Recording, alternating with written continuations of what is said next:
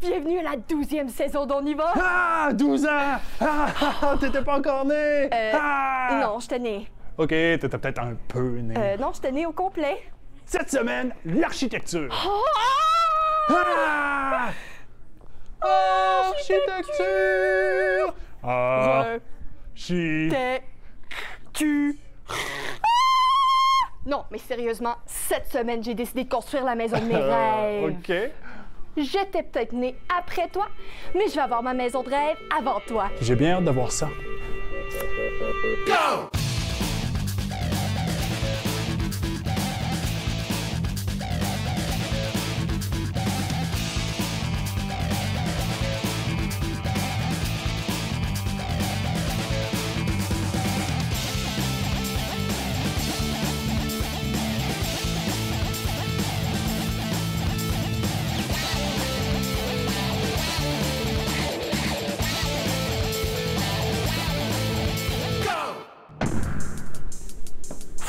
J'ai aucune idée comment construire une maison. Je me suis laissée emporter dans l'énergie du moment, puis là, Oli va rire de moi si j'ai rien à lui montrer. Au moins, je sais ce que je veux dans ma maison. Un garage à 7 portes, 3 foyers, un bain de tourbillon, une salle de cinéma, des panneaux solaires partout et un salon pour chiens. Un salon pour chiens. Et toi? Vox Pop. Décris la maison de tes rêves. Il y aura une salle de sport, une salle d'arts martiaux, une salle de go-kart, puis j'aurai mon propre... une place où je fais j'invente des voitures comme des voitures de sport. J'aurai une grande chambre juste à moi, puis j'aurai des parties presque chaque jour. Ça va être une très grande maison avec une très grande piscine, beaucoup de fenêtres et tous les murs vont être tout bleus et avec un très grand jardin et beaucoup de chats dedans. La maison de mes rêves serait vraiment grande et il y aurait des structures pour que je puisse grimper dessus et il y aurait une place pour mon frère et beaucoup de jouets et de jeux électroniques. Il a besoin de 34 garages, une géante manoir avec 24 chambres. Donc, tous mes amis peuvent aller venir et des chefs et une grande cuisine. Donc, il peut cuire beaucoup de nourriture pour mes amis. Après, on va tous manger à une géante table. Alors, tout le monde peut avoir un bon moment. Et il a besoin d'une piscine. Savais-tu que la maison la plus dispendieuse au monde vaut près d'1 milliard de dollars?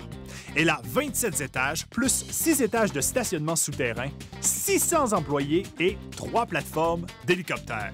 Pff, c'est tout?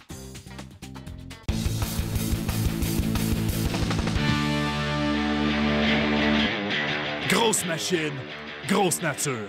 À Fort McMurray, Alberta, tasse-toi du chemin parce qu'ici, la grosseur, c'est important.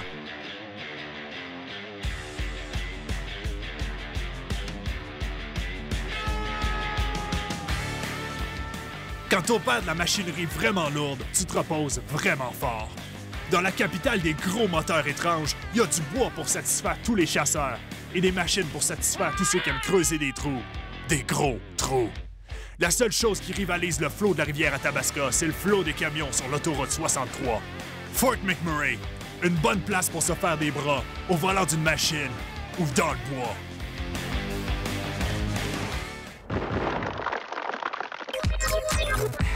Défi, on y va! Défi épique pour commencer la saison. S'il y a un endroit où on sait comment construire vite, c'est bien à Fort Mac. Voyons voir de quel bois se chauffent les futurs architectes de l'école Boréal. Le défi que je lance à Salima et Geneviève. Bonjour. De l'équipe des Rouges, ainsi que Anthony et Salah. De l'équipe des Bleus, est de construire la plus haute tour possible avec les matériaux juste ici. L'équipe qui crée la structure la plus imposante remporte la plus glorieuse victoire de tous les temps. Ah! Je vous laisse travailler, mais d'abord, une citation. On ne mesure pas une ville par sa longueur et sa largeur, mais par la hauteur de ses rêves et l'étendue de sa vision. Au travail!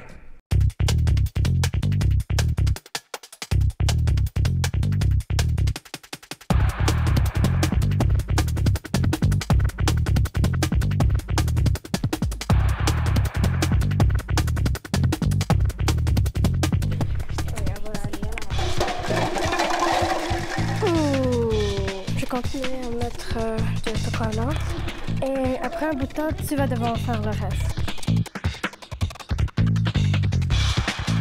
C'est comment ça? Ça va.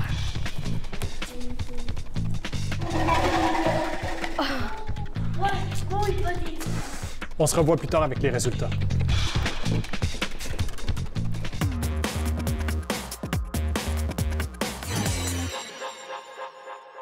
Bonjour, je m'appelle Sydney, je viens de Sudbury en Ontario. Comment est-ce qu'on construit une maison? Bonjour et bienvenue dans l'atelier du bricoleur. Aujourd'hui, on lève le voile sur les secrets de la construction d'une maison.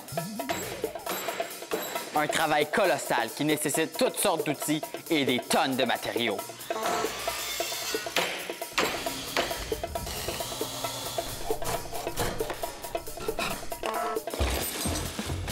Pour nous faciliter la tâche et pour vous permettre de suivre à la maison, on va utiliser des matériaux accessibles à tous. D'abord, il nous faut un terrain sec et nivelé.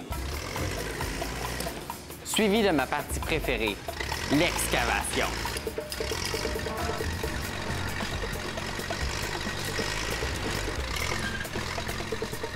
Après avoir creusé le sous-sol, il est temps d'installer les semelles et les fondations. Ces appuis en béton vont supporter le poids de toute la maison. C'est maintenant le temps de mettre la charpente ou le squelette de la maison. On érige le plancher, les murs et le toit, tout en laissant des espaces pour l'installation des fenêtres et des portes. La charpente est ensuite recouverte de grands panneaux en bois appelés contreplaqués. Pour empêcher la pluie d'entrer, on pose des bardeaux sur le toit et un revêtement sur les murs. Le revêtement peut être en bois, en stucco ou en vinyle, mais moi, je préfère de la belle brique. Ensuite vient l'électricité, la plomberie et le système de chauffage. Pour garder la maison à une température confortable et pour faire des économies sur le chauffage, il faut bien isoler les murs et le toit de la maison. Il restera ensuite la finition intérieure, l'installation des armoires, des lavabos et des escaliers. Mais c'est seulement après tout ce travail que tu pourras finalement mettre ce qui compte vraiment, ton lit et la télévision. Comment va la construction de ton palais? Ah, ça va, ça va. Il y a toujours des délais, tu sais. J'attends mes matériaux et j'en suis à peaufiner mon design. Wow, tu prends ça au sérieux? Eh bien, quand j'ai une idée en tête, je fonce pour réaliser mes rêves. Cool. Je peux-tu voir les plans? Les quoi? Les plans, les dessins. Oh, oui, les dessins. Ben, j'en ai pas. Tout ici. De quoi tu parles? T'as besoin de plans, là? Comment tu vas savoir les dimensions? Hein? Je connais tout ça par cœur. Je la visualise. Comment les gens qui la construisent vont la visualiser? C'est moi qui l'a construit.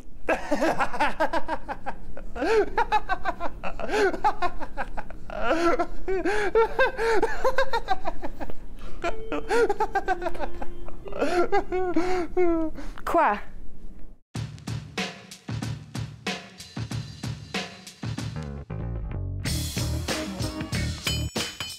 Urbaniste.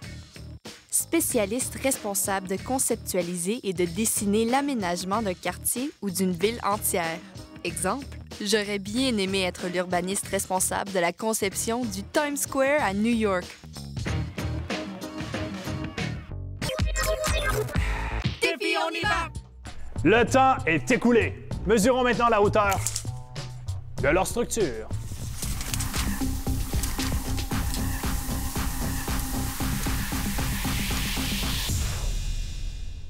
Et maintenant, les résultats. Du côté de l'équipe des Bleus, les garçons, 76 cm, la hauteur de leur tour. Et du côté des filles, qui est l'équipe gagnante? 186 cm! Ouais! Et comme Cyrano l'aurait dit, ne pas monter bien haut peut-être, mais tout seul.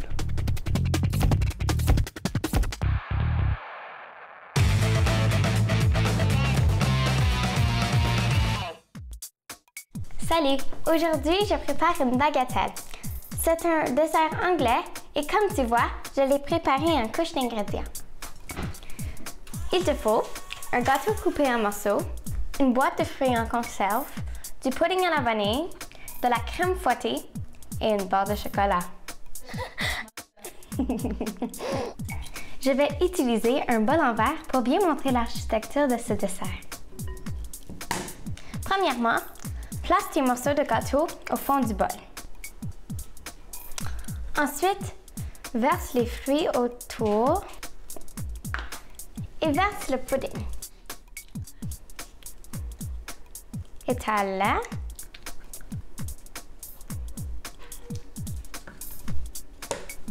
Ensuite, prends la crème fouettée et mets-le autour et étale bien.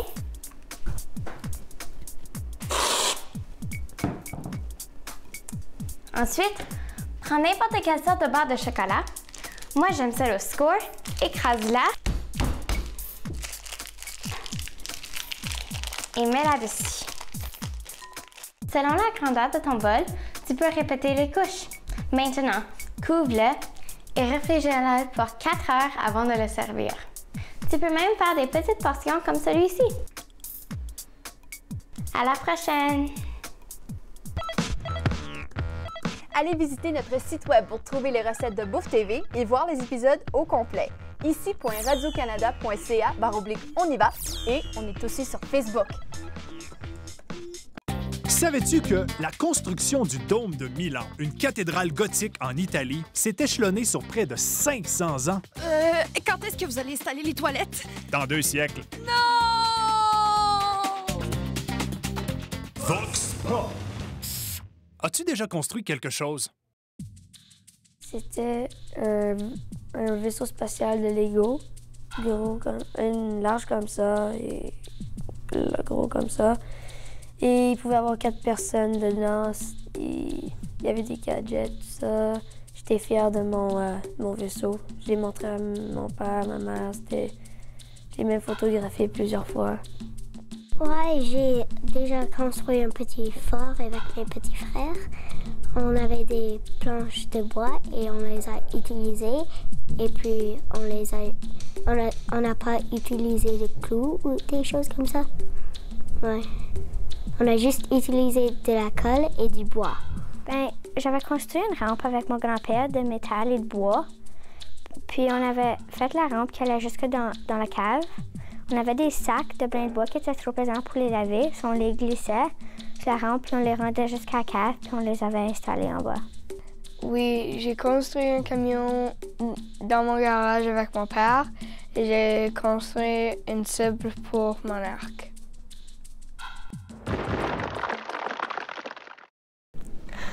Hey, je regardais ça sur Internet, puis construire une maison, c'est plus difficile que je pensais.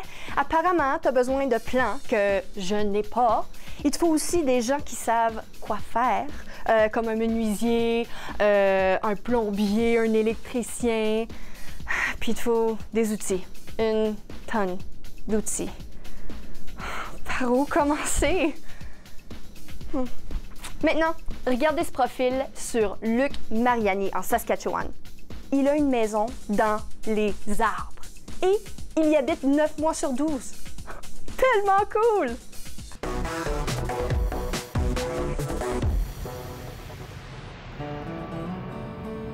Notre ferme est juste à l'ouest de Duck Lake, à environ 9000. Après une longue journée d'ouvrage, c'est beau d'avoir une place confortable pour aller se reposer pour la prochaine journée. J'avais 5-6 ans peut-être. Je voulais me bâtir une cabane dans un arbre, puis papa, il a dit, je vais t'en bâtir une bonne qui va durer. On pense à une cabane dans un arbre, c'est prendre un arbre, puis se bâtir une maison dedans, mais papa pensait, là, un jour, cet arbre-là va tomber, puis ça va pas durer, puis ça fait que lui, il avait un peu une meilleure idée, il l'a bâti sur des poteaux.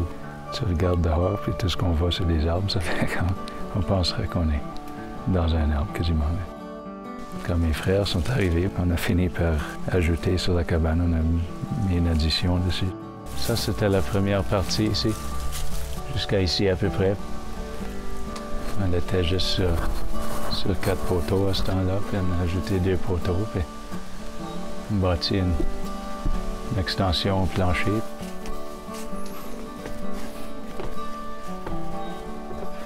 Moi, je couche dedans du printemps jusqu'à l'automne, puis pas léger de mes frères, et ils aiment rester là-dedans aussi. Ça fait qu'il y a de la place pour assez de monde, ça fait. Je me rappelle, la première marche était toujours trop haute pour moi quand j'étais petit. Tous les soirs, je les voyais, ils montaient ici pour se coucher, puis moi, je restais dans la maison, puis j'étais un peu jaloux, je suppose. Moi, j'aime lire des bandes dessinées ici, avant de me coucher. Les Archie Comics. Quand j'étais plus petit, dans la vieille partie, là, je dessinais toujours. J'ai dessiné beaucoup des chevaux puis des tracteurs, puis avec le fanal. Là. On est en train de combiner, là, c'est le temps des moissons. On se rend vers la fin septembre, là, ça fait qu'on essaye de pousser pour tout ramasser. Le soir, surtout au combinage, c'est beau, c'est frais, avec un petit vent qui passe là-dedans. Rendu à la fin de l'année, ça devient un peu froid. On a des sacs de couchage, par-dessus des sacs de couchage.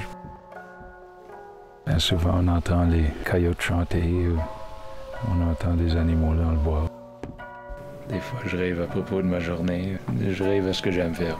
Ben, j'ai mes chevaux, puis tout ça, ça fait que j'aime réparer les vieilles selles, puis les attelages, puis tout ça. J'aime forger aussi, c'est quelque chose que mon grand-grand-père faisait, puis c'est quelque chose qui m'intéresse aussi. Être dans le bois ou rester dans une cabane, on dirait que quand on est petit, on aime ça. Je sais pas, c'est juste comme ça, quand on est des enfants, on dirait, puis ça... Moi, je reste encore dedans, ça fait que ça doit encore être attirant pour moi, je pense. Top chrono! Voici 8 constructions différentes de l'histoire de l'humanité. Ben. Bonjour. Et Danil. Allô. Vous devrez les replacer dans l'ordre dans lequel elles ont été construites, d'il y a 6 ans à il y a 4575 ans. On y va? On y va!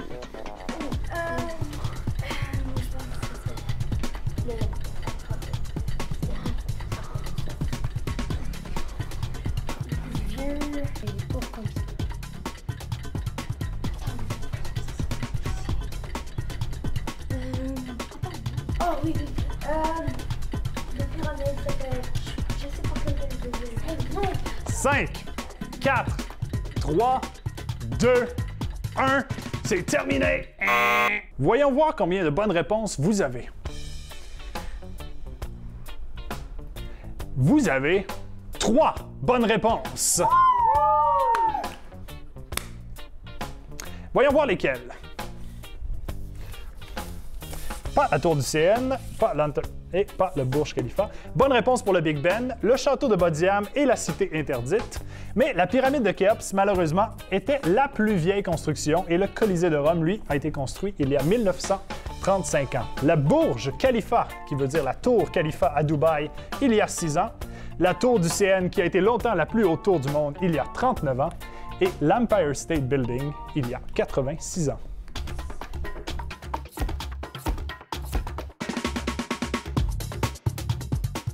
Savais-tu que la plus grosse maison en pain d'épices de tous les temps a été construite au Texas? La maison, complètement mangeable, était assez grande pour une famille de 5 et contenait dans tous ses ingrédients 35 millions de calories.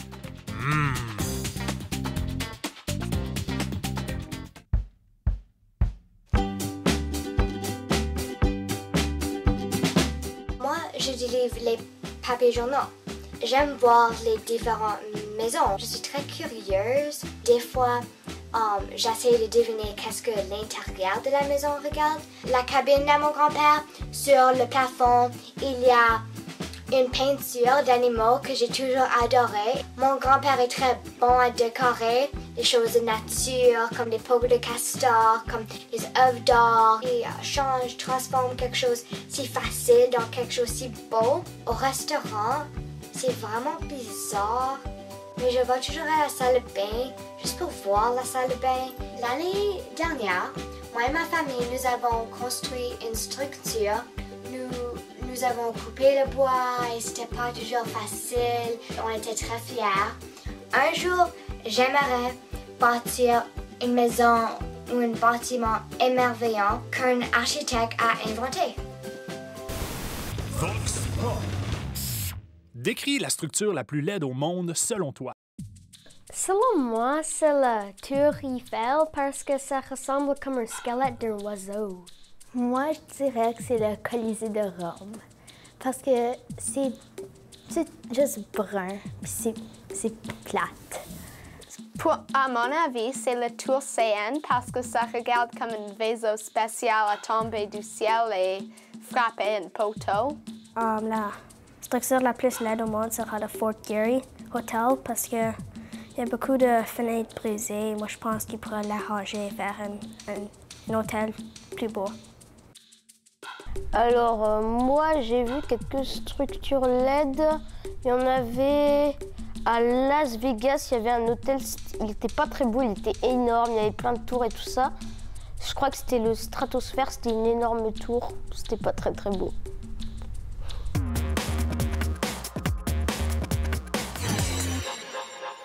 Salut, ici Yvan de Saskatoon. Pourquoi est-ce que les ponts ne tombent pas? Depuis le tout début, les humains construisent des structures pour leur aider à passer par-dessus des étendues d'eau ou pour contourner des obstacles. C'est ce qu'on appelle des ponts. Mais voici ce qui peut arriver.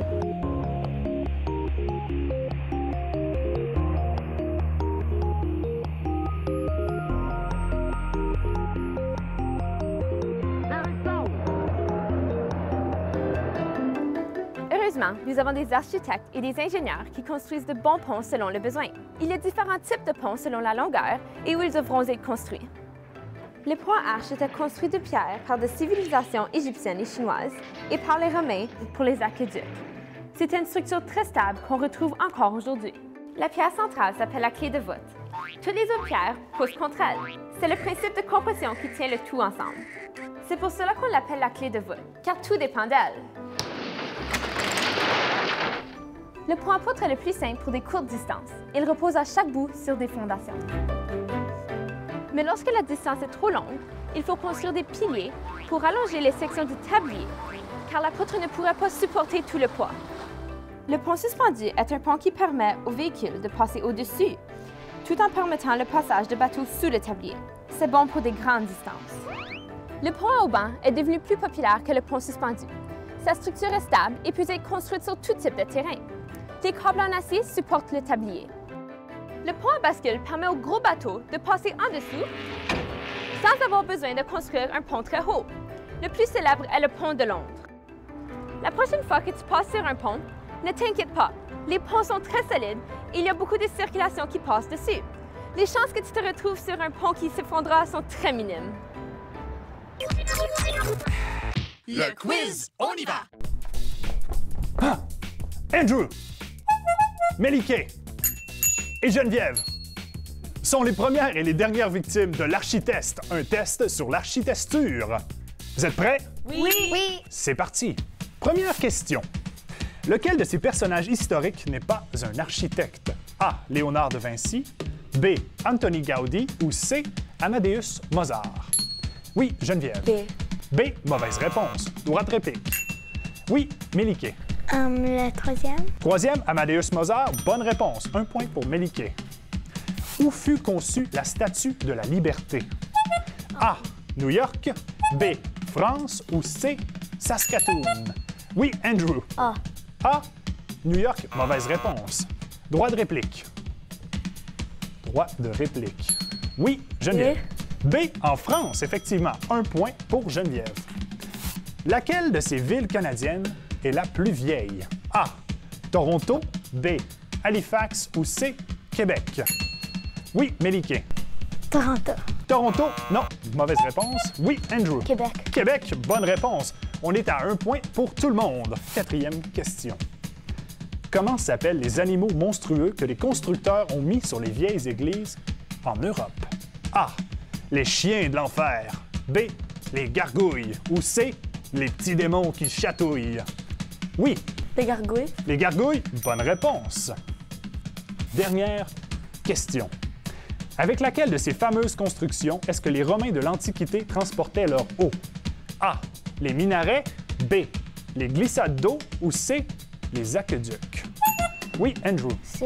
C, aqueduc. Bonne réponse. C'est donc 2-2. Question bonus pour seulement Geneviève et Andrew. Qui s'est fait construire le plus grand palais?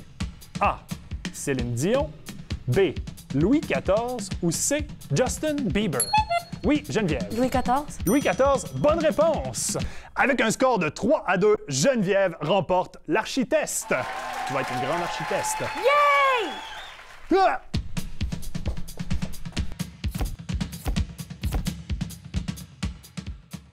Savais-tu qu'il faut 60 tonnes de peinture pour couvrir la Tour Eiffel? Et elle a été peinte 18 fois dans son histoire. Par ici, la peinture! Vox Pop. Quelle est la plus haute structure dans laquelle tu es monté? Moi, j'ai monté la tour CN à Toronto, puis c'était vraiment haut. C'était vraiment cool. Dans un élévateur de grains, j'ai vu comme des fermes, des vaches, des maisons, beaucoup de choses. Je suis montée une tour à Bemidji qui était actuellement à peu près 40 pieds d'eau. Je me rappelle pas trop, mais on est allé à Montréal, je pense, et il y avait un gros édifice, c'était un ascenseur, et il y avait comme des vitrines que tu pouvais voir aussi, et l'ascenseur allait très haut, et là, ça c'est où j'ai eu peur des hauteurs. Alors moi, les gros édifices, c'est pas mon affaire, mais il y avait un gros ascenseur, puis tu pouvais voir dehors, fait que je voyais, puis je regardais en bas, puis oh, j'avais peur. J'aimais pas vraiment ça. Maintenant, c'est à ton tour. Quelle est la plus haute structure dans laquelle tu es monté? Envoie-nous ta réponse pour courir la chance de gagner des prix, comme de beaux vêtements de la collection On y va. Le nom du gagnant ou de la gagnante sera choisi au hasard et annoncé seulement sur notre site web. Visite-le souvent pour voir si tu as gagné. Tu retrouveras aussi plein d'autres informations et tous les détails sur le tirage. Un petit rappel de la question de cette semaine. Quelle est la plus haute structure dans laquelle tu es monté? Bonne chance! Mais des fois, il faut juste admettre qu'on n'a pas les compétences pour... Es-tu prêt pour le grand dévoilement? Dévoilement de... Ben, de ma maison de rêve! Quoi? Tada! Ah!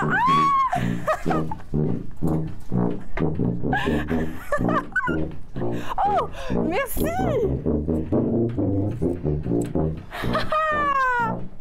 Oh, merci! Wow, une couronne! Ah! Salut tout le monde! Est-ce que c'est un salon à chien? La semaine prochaine, on est inapproprié. Qui décide ce qui est inapproprié? Voilà. Des choses que j'ai vues que je trouve inappropriées. À bientôt!